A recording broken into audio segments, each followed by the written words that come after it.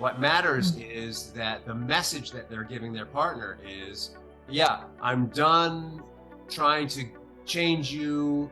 I'm done with that. I'm going to let you be who you are. And how I'm going to show up is someone who supports you in whatever you choose to do in your individual life. Like, in fact, the avoidant has been rated based on the science and the research to be the least happy and least fulfilled in their relationships. Makes perfect sense. Intimacy is our natural state.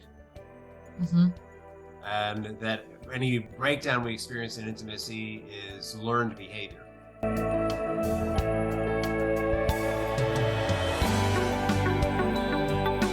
Welcome to another episode of Rich in Relationship. And today's topic is about finding harmony. It's about exploring how different attachment styles can thrive in a relationship. And if you don't know what that means, you're about to find out. And we have an expert on attachment styles here today and how they can work together to have a harmonious relationship. It's Carlee Myers from the Stress Less Company. How you doing today, Carlee? I'm doing great. I'm excited to be here. It's great to have you back. It's been a while. Yeah. Carlee, like we go back, Carlee and I. She's the bomb. You're gonna adore her. I adore her, so you're gonna adore her, I hope. I can't see why you wouldn't. Like there's like nothing wrong with this woman. So Carlee, tell us, how did your heart lead you to do the work that you do? Oh man. Well, if you didn't catch our last episode, I guess I'll bring you up to speed. It was like, you know, like 100 episodes ago, Carlee. It's time. It was time for us to reconnect. But yeah, the reason that I got into this work is actually, it goes back to when I was a kid. When I was actually about 12 years old. And when I was about 12 years old, I'm going to give a bit of a trigger warning. A man was actually murdered in my home, and my mom was shot 3 times. I actually know this and try to forget it. Like, yeah. I mean, seriously, it's so traumatic. Yeah, it was definitely an experience. And yeah, so basically my mom ended up making a full recovery by the grace of God. And but I really ended up struggling for a long time. I struggled with the symptoms of PTSD, with stress, nightmares, jumpiness, anxiety, you name it. And for a long time when I was struggling, I didn't open up because I thought that I would be a burden. I thought that I'd be like the straw that broke the camel's back in the people's lives around me. And when I finally got the courage to sort of open up and share with people what was going on, it was like clockwork. I wasn't able to be received in the way that I knew was really possible. Mm-hmm. And so I had these compounding issues, right, from this crazy traumatic experience. And when I would open up to someone, it would be, one of a variety of different things, right? So like one would be that person would be totally emotionally unavailable, right? And then I'd feel that sense of rejection. Another would be that I would receive unsolicited advice, right? And that was even more painful because it's like, come on, right? I already know I'm supposed to be going to therapy and meditating and doing all these things, right? That's, painful. But at the end of the day, these people that I was trying to go to for a soft place to land weren't able to provide that. And so anyway, long story short, I am luckily a pretty resilient person. I kept exploring. I wasn't willing to accept this low grade misery as my new normal. And I spent, more than 10 years exploring, trying to figure out what would help me heal my own internal world, but also what would help me to be able to have that deep connection with other people that I was looking for, so I could heal in that way too. And so thus the Stress Less Company was born, and here we are. Super cool. And I'm sure I said this 100 episodes ago, but I'm going to say it again. What I love about stories like yours in particular are that it's taking something that would seem really awful and like a negative and turning it into a positive for yourself and for other people. And that's the whole resilience game right there. Yeah. It's turning that really awful thing into saying, instead of saying that thing was purposeless, is finding the meaning in it. Right. And for me, there's deep meaning. Now sometimes depending on the experience, it could be, the meaning was I learned a lesson, and that's good enough. But for me, in this case, the meaning was that I wanted to prevent those from suffering. I wanted to prevent others from suffering as long as I did. We don't have to suffer 10, 20, 30 plus years before we find peace, Yeah. so. And in the world of relationships, the big thing for me right now is I've been really getting into the difference between men and women, right? Mhm. That there are actually physical differences between the male and female brain, the way they're wired, the way they think, and it sort of lends all the science behind it lends truth support for this concept of men are from Mars and women are from Venus. And a lot of people in the relationship world attribute problems in relationships just to this. But Mm. I'm guessing, based on what you've learned and what your area of expertise is, that it's more than just, and also than men are from Mars or women are from Venus. And also, let's just speak to all the other kinds of relationships. The those differences also, by the way, you can have a male, you can have a brain in a male body, and depending on where your mom was in terms of her own body chemistry, you can evolve a female brain in a male body. And Mhm. there's a scientific theory that homosexuals are guys who their brains, they have female brains in a male body. It sort of lends credence to the idea of, I was born this way. And there's a whole theory about transgender that goes in the scientific world on this now. That I don't understand why nobody talks about this, by the way, Mm. because Yeah. the whole argument out there seems to be, well, you chose it. You're not born that way. But the science says that our brains are actually chemically wired to think in a way that's considered feminine or masculine, depending on the chemistry of our moms. We're in Yeah. the. I mean, it's kind of wild. So Yeah. it's so much more complicated than whether you're in a male body or a female body. It's so much more Yeah. complicated than that. And So much more there's complicated. scale for men. There's scale Yeah. of men who are more masculine, or there's scales. I'm like, we're not even going to get into that. But what you're bringing to the table is way beyond that. Apparently, there are relationship styles, attachment styles that influence the Mhm. way people connect also. So even if you get past Mars and Venus, or if you're both from Mars or you're both from Venus, apparently there's all this other stuff that can happen also. Tell us more Yeah. about attachment styles and the possible conflicts and how to and I guess by the end of the show we'll get to how to get through that.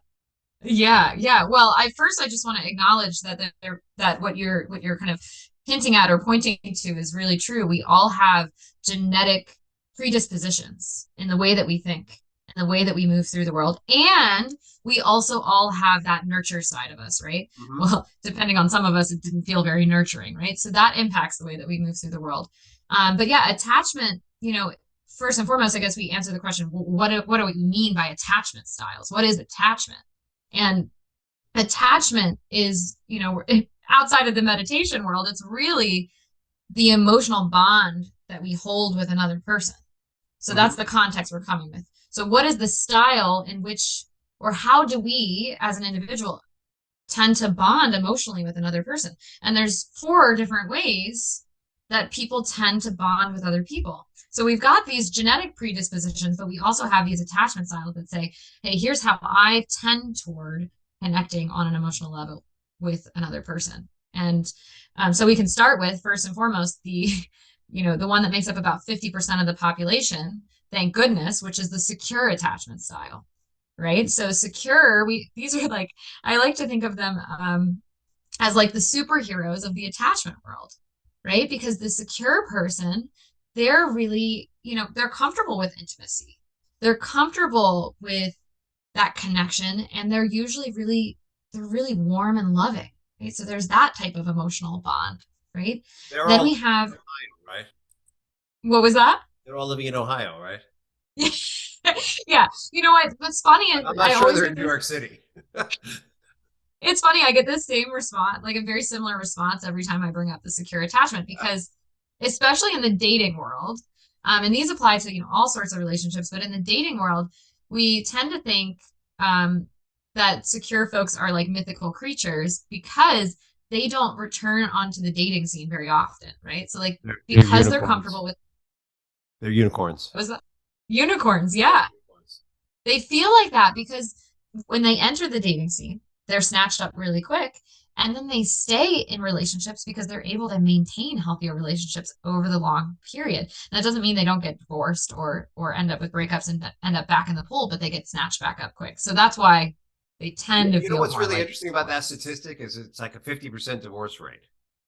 hmm It's like Yeah, it's an interesting correlation. But you know, if all the people who were secure attachment people married each other, it would probably be a 75% divorce rate. So maybe they're marrying other attachment styles. Anyway, the only attachment style I know is Klingons. You know, like from Star Trek. Only I always think of a Klingon as somebody who holds on, and the Klingons were really hostile, so they weren't named well. But no. Well, I always think about this too, and I don't know what the correlation is, but I do think about that 50% divorce rate and how there are 50% secures. I'm like, are the secure people just holding down like marriages left and right? And that's probably true, but I can't say the science for maybe sure. they created marriage. Yeah, secure people probably, to be honest, because the secure attachment style was really created for survival. I mean, all the attachment styles were created for survival reasons, like just for the human race, the human species to survive. And so one of the things that has helped us survive as a species over time is that is the tribal kind of approach, right? Mm-hmm. Coming together into clans, coming together into tribes. And so secure folks, that's their emotional bond They're tribal style, right? glue. Is to their tribal glue, right? So that's the whole point of the secure attachment style. I think about, I'm just thinking as we talk about this, I'm thinking about people that I've met that I just naturally feel safe with, and they're warm and fuzzy. And, I'm just like, oh, they're just so easy to be around. Those are probably people with secure attachment styles. Probably, yeah. And the best indicator that I've noticed is the consistency of that, right? Mm-hmm. So the people that are in your life that are consistently able to connect with you, they're consistently able to be warm and loving. Doesn't mean they don't have bad days, but they're rather safe for you on a consistent basis. And that will be your indicator that they So, likely so have a secure attachment. Jesus probably had a secure attachment style. I would think so. I Just would kidding. hope so. Yeah. Just based on Yeah. the writings about him, or at least Yeah. people felt like it. Yeah, people felt safe, the consistency of him. Yeah, that's actually a fun connection to make there. Yeah. But yeah, so you have, What was Buddha? I I mean, we're gonna just he hung out alone a lot. yeah. So maybe avoidant. But then you have, like you have people like that now I think also too we're getting into like extroversion, introversion, and right, Right. that's a whole Right. nother Well, let's go with another so category. avoidant attachment style is what percentage of the population? So avoidant is actually about 25% of the population. So we're looking at yeah, about a quarter of the folks. And avoidant people, they really equate intimacy with a sense that they're losing their independence, right? And so Oh, this is Judas. because they feel like they're losing their freedom or their independence, they're more likely to push folks away when they get Uh-huh. close. It's not that they don't want closeness, it's just that as soon as they have that intimacy and that connection, they feel like they're losing themselves or their independence, and so they push back. Yeah. Yep. I could know someone like that. Yeah. I know many people. I know many people like that. So yeah, so you have avoidant. And then we also have the anxious attachment style. So anxious attachment style makes up about 20% of the population, so a little bit less. And the anxious person tends to be really preoccupied with their relationships. So they tend to typically really worry about someone's ability to love them back, right? Not necessarily their ability to love, but someone to reciprocate that love. And so they're really preoccupied with what the other person might think or what they're Thank doing. God And I'm I not think, like that. Just smiling goes, I spent a lot of time thinking about relationships. Maybe that's how I got into this work. All right, so what's the last yeah. 5%? So the last 5% is the combo platter of anxious avoidant. So they want that connection. They are preoccupied with the relationship, but also when they get that closeness, sometimes they want to push people away. So it depends on where they're at and kind of where they're at in their own mind and their own body. They could kind of, I don't want to use the word waffle, but waffle back and forth, kind of flip back and forth between the two styles. So 4% of the population controls 80% of the wealth. Maybe that's them. Yeah, maybe the anxious avoidant. But it's funny because the avoidant person, like the purely avoidant person, these are the people, I mean, again, for survival reasons, like the avoidant person is here for the survival of the human race. So right, so they're the person that when people are dying of disease, when they're starving to death, when there's not enough resources, where there's been massive loss, people are dying, right? The avoidant attachment style really serves the survival of the human species because then they're able to show up. They don't need that connection in really stressful situations. They're able to get the resources that that they need, right? So the food, the water, shelter.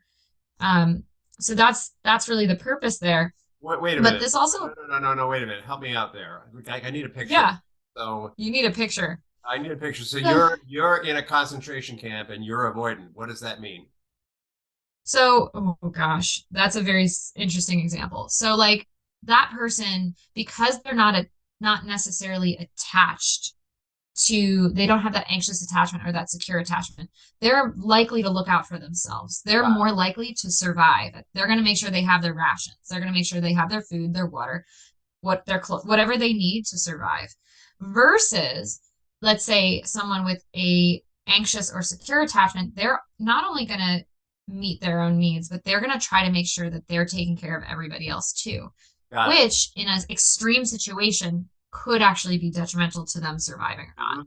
So that's kind of the purpose on a Because intimacy is on more a important to them.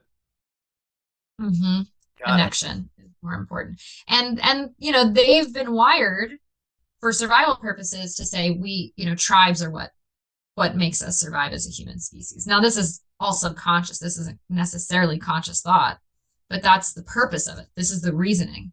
But what's crazy is that just because, let's say we have that avoidant attachment style, just because we're wired for survival to be the lone wolf, to get the resources to do whatever, doesn't mean that necessarily equates with us getting the love and connection that we want. Like in fact, the avoidant has been rated based on the science and the research to be the least happy and least fulfilled in their relationships. Makes perfect sense. I read somewhere this thing that really resonated with me. It said that intimacy is our natural state, Mm-hmm. and that any breakdown we experience in intimacy is learned behavior. Mm-hmm. Yeah. And so, if you're existing in an attachment style that limits you from being in your natural state, it's going to feel Mm-hmm. unfulfilling. Yep. Yeah. And it could be that, let's say you do have an avoidant attachment style. It could be that this is like a download from previous generations, right? This is like in your physiology. It's a learned behavior for survival, but is it actually going to help you get your basic human need of love and belonging met at the end of the day? So you've got Uh, these four attachment styles, and you can see how they might not play well together. And mhm. what's next? Yeah. Well, I think it's important to just describe for a second the anxious avoidant trap, because this is the one that so many of us fall into, especially because this is especially in romantic relationships when the secure folks are off the dating scene. They tend to get partnered up more and more, the anxious avoidant. So the anxious person leans in, the avoidant person steps back. So it's like one person steps forward, the next person steps back. It's like a chase, it's like a dance where neither person is getting their needs met and they're missing each other. So this is a trap. So what do we do about that? What do we do? How do we navigate all of these different attachment styles? And the way that we do that and get out of that crazy cycle of not getting our needs met and feeling lonely and despondent and misunderstood and trapped and all of these crazy feelings is we look to the unicorns, I'll put that in air quotes, right, of the secure attachment style folks. Those examples in your life that you think of where they've been consistently safe for you. They've been consistently able to connect.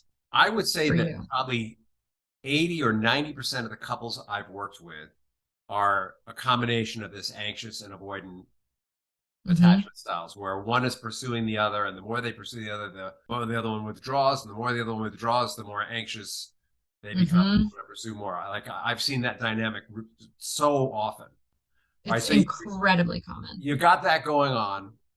What do we do? Yeah. So the thing about the anxious and the avoidant or the combo platter is that if you're listening to this and you're like, I'm the anxious partner, I'm the avoidant person in a relationship, I'm the anxious avoidant, is that even though research has showed that our attachment styles are stable over time, right? Meaning we tend to stay in the same category of attachment style over time. They are plastic. Okay, so this is important. You can change your attachment style. Now, secure folks, we didn't mention this earlier, but folks with a secure attachment style, science has shown that they tend to score higher on relationship fulfillment and satisfaction. So the goal is, if you're in that anxious avoidant trap, is to strive for secure.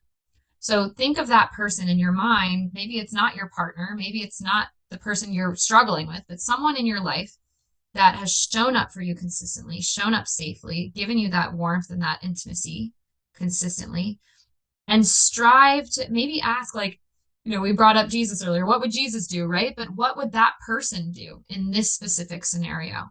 So your gut, if you have an anxious attachment style, might be screaming to send the 10th text, to call for the 12th time, to lean in, to schedule the therapy that without, you know, asking permission from the other person or whatever it is, right? Leaning in. But if you can pause that, you can feel the anxiety and say, well, what would Barb do? What would John do? Whoever that secure person is for you. What would they do in this situation? And pause and act as if you're secure. That can change the entire dynamic of your relationship. Doesn't matter if you're anxious, avoidant, or combo. If you strive for secure, what happens is we can then begin to start developing healthier relationship patterns. Because the science has shown is that if an anxious person or an avoidant person or a combo is in relationship with a truly secure person, those fears, those coping mechanisms to lean in or push away, minimize greatly. And so we actually end up becoming more secure by being in the orbit of a secure person. So if you're in the anxious avoidant trap, it's up to hopefully both people to step into more secure. But at the end of the day, even if one person steps into a more secure attachment style, rewires that attachment style for themselves, it can actually break down that dynamic and create healthier ways of connecting. That makes perfect sense to me. We just launched a program for men who want to save their marriages, even if their wives don't think they want to. Mm-hmm. And the first step in that program is to stop doing the crap that's driving her away, which is Yeah. showing up as controlling, sounding critical, making the environment unsafe for them. And a lot of that is like the first part is to stop, being showing up as anxious, basically, I guess is what's going on. Mm-hmm. Or avoidant, depending on how you look at it. Yeah, yeah. And then Right? the next step is to start to engage in behaviors that fit with that secure attachment style that you're talking about. And these guys who engage in this, they often don't they though they understand the doing of the secure attachment style, emotionally they're not always connecting with it, but it doesn't seem Yeah. to matter that much. What matters Mm-hmm. is that the message that they're giving their partner is, yeah, I'm done trying to change you, corral Mm-hmm. you, manipulate you, bribe you. I'm done with that. I'm going to let you be who you are. And how I'm going to show up is someone who supports you in whatever you choose to do in your individual life. Even if I may not always feel aligned with it, but that's behaviorally, I'm Mm-hmm. going to make the environment safe by doing that. And that's actually effective. Yeah, it's incredibly effective. Now, the challenge here is, and I talked about this on my training last week, is that when we have that anxious or avoidant, that insecure attachment style, right? So all three of them, except for secure, they're kind of labeled under an umbrella of insecure. If we have that insecure attachment style, the trap that we can fall into, and we want to be really careful not to fall into, is this idea of really like having so much anxiety or overwhelm because our attachment system is triggered that we can't then access what it is best to do. It can't access that secure attachment behavior, right? And so like this is where, I've got a workshop coming up, April 22nd kind of comes in, and the tool of safe conversations comes in. So if you don't know what safe conversations is, first and foremost, it's a new way of talking, right? It works for every attachment style, and it's basically learning how to talk without criticism. So you brought that up as part of your program, right? How to listen without judgment. And then how to connect beyond difference, right? So you were saying, even if he doesn't agree with what his wife's doing, right? How to connect beyond difference. And so it's important for us when we've got this really triggered attachment system, that desire to push someone away with criticism, or that desire to kind of suffocate them because we want that connection so bad, that we have tools to lean on. And so safe conversations is a really great tool to lean on.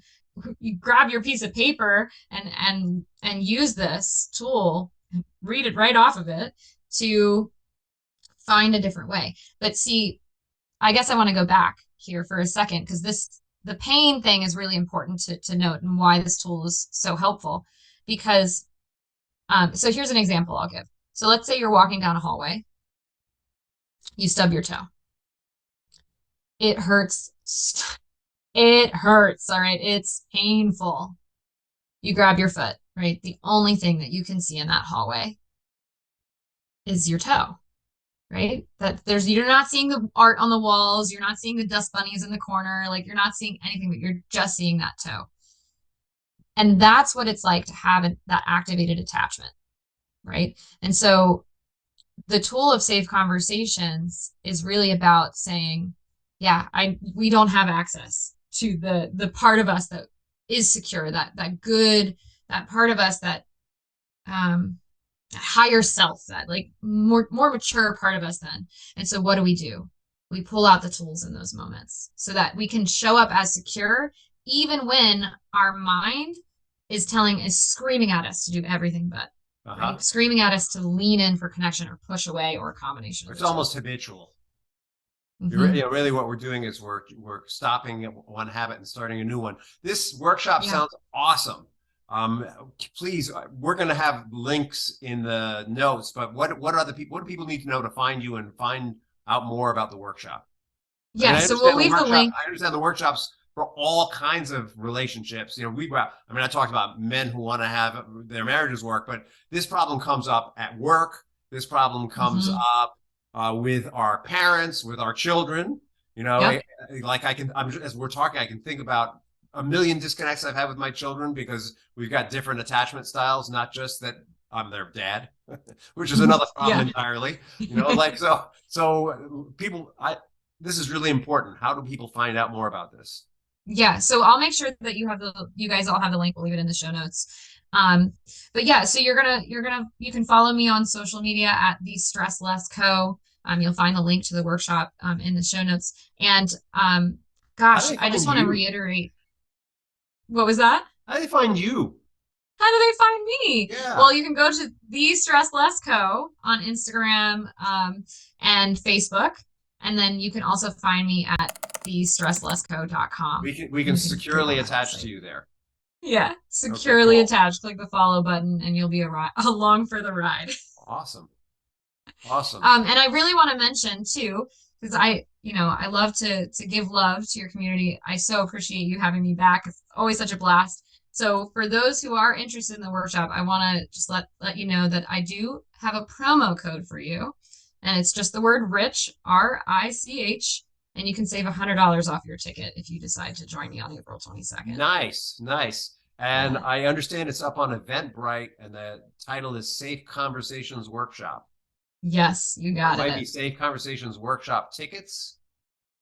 Safe Conversations Workshop is the name of the event. It's happening April 22nd from noon to 4 p.m. Eastern. So I tried to make it a time that works for both coasts of the US. But it is online. I think that's an important thing to share. So, wherever you're in the world, you're welcome to join. And there will be a recording, although I do encourage you to attend live if you can, because we'll be practicing the tools in real time, help you build the habit and integrate it right away. Yeah, really important when you're trying new things to actually do them. Yeah, I have Yeah. a workbook that I give people divorcing a toxic spouse, and it says on the front of the workbook, do the exercise. Don't read through the whole workbook. Just Yep. stop and do the exercise. Do Mm-hmm. not read the book and think you're going to come back, because you never will. Yeah, so I Yeah. love that you will actually stop people and have them do the exercise. Super cool. Yeah. I Yeah. guess So that's not what only makes you're it going a to learn the workshop and not a powerful, lecture. yeah, this is the thing. You're going to get that really, really powerful information that you need, right? But you're also going to have integrated time to practice. So if there's a person in your life too that you want to practice this with, or you want to bring them along for the journey, you can practice this in real time with my support at this workshop. So Awesome. really powerful integration. Really awesome. Carlee, what is the legacy that you want to leave behind? Mm. Well, I think the legacy that I really want to leave behind is twofold. One is I think that the world would be a much better place if we were able to all function from a place of curiosity. So I'd love to leave that kind of state. I think that's how Safe Conversations ended up in my life. And two, to help, gosh, if we could all find that beautiful state of mind, if we could learn, um, even if just one person, although I know I've touched more lives than that at this point, learned how to be emotionally sober, sit with themselves so that they had the capacity to connect with another person.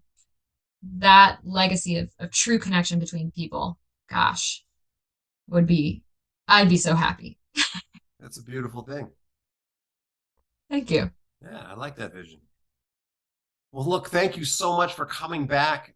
And we're going to make sure that all this good information gets out to people. And I wish you all the success in the world. Thank you so much. Thanks for having me again.